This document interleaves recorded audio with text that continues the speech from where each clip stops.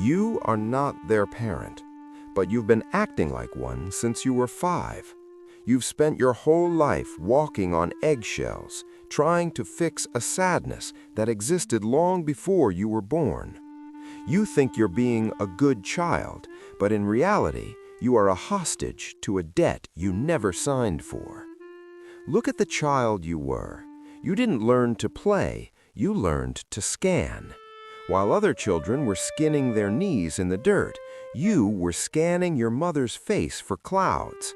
You were searching your father's eyes for the coming storm.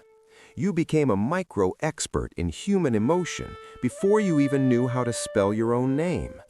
You didn't look at the world to see what was beautiful. You looked at them to see if it was safe. You learned to silence your own heartbeat so it wouldn't disturb their fragile peace. This is what we call parentification, an invisible, silent reversal of roles. You became the emotional anchor for the very people who were supposed to be yours.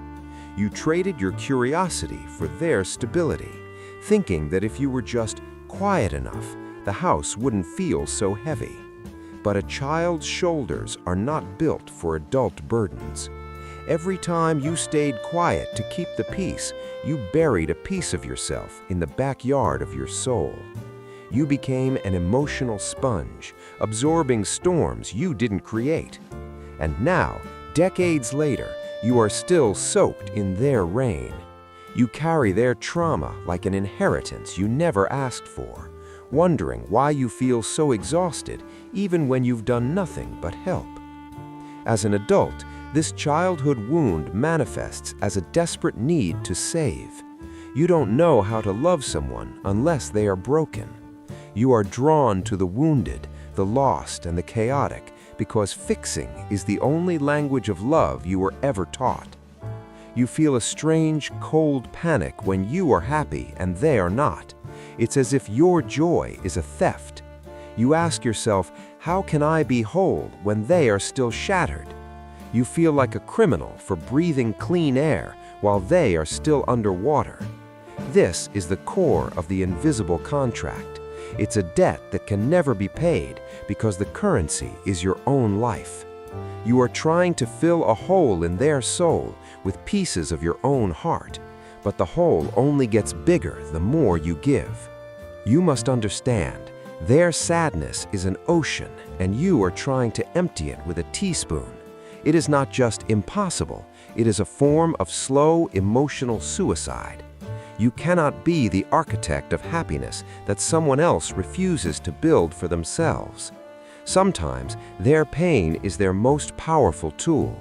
It's a silent gravity that keeps you in their orbit. If they stay the victim, you are forced to stay the rescuer. It's a dance that ensures you never grow large enough to leave the nest.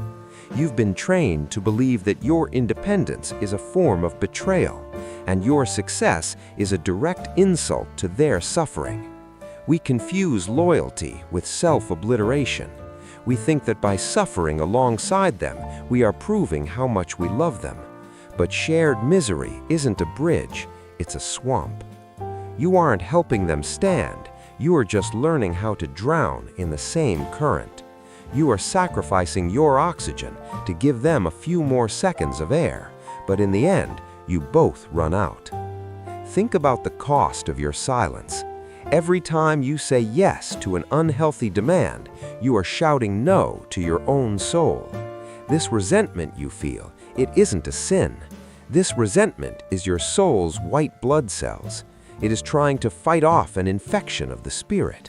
It's the only part of you that still knows where you end and they begin. You've become a ghost in your own life.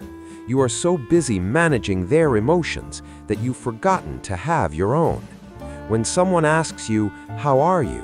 you instinctively check their mood first before answering. This is the inner orphan, the part of you that never got to be a child because you were too busy being a bodyguard. That child is still waiting in the dark for someone to come and rescue them. You carry the weight of generations. You are trying to heal a wound that was inflicted on your parents by their parents, and so on, back into the shadows of time. But you were never meant to be a graveyard of ancestral pain. You were meant to be a garden. And for the garden to grow, the dead weight has to be cleared away. To move forward, you must do the one thing you've spent your life avoiding. You must let them be disappointed. Their disappointment is not your failure. It is their responsibility. You have to grieve the parents you wished you had. You have to mourn the childhood where you could have been messy and loud without fear. This grief is the final bridge to your true adulthood. It's a painful realization. You cannot save someone who has built their identity around being a victim. You cannot fix a house while the owner is busy setting fire to the curtains. You have to accept that they may never say thank you. They may never recognize the sacrifices you made. Your freedom cannot be dependent on their permission or their transformation. Healing begins with a radical sentence: I love you, but I am not responsible for your emotional state. It feels like a betrayal, but it is actually the highest form of respect for both of you. Now you must become the parent you never had for the child you used to be. You must learn to ask yourself, what do I need, instead of what do they want? This is the foundation of your rebirth. Guilt will come. It will knock on your door like an old, toxic friend. But guilt is not a sign that you are doing something wrong. It's a sign that you are finally breaking an unhealthy rule. You are the circuit breaker.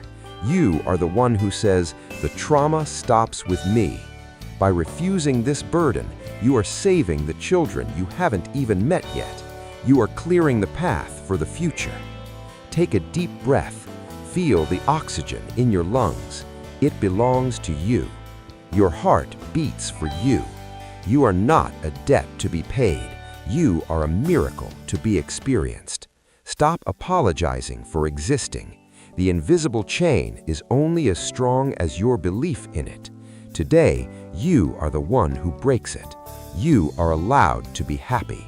You are allowed to be free. It's time to start walking your own path.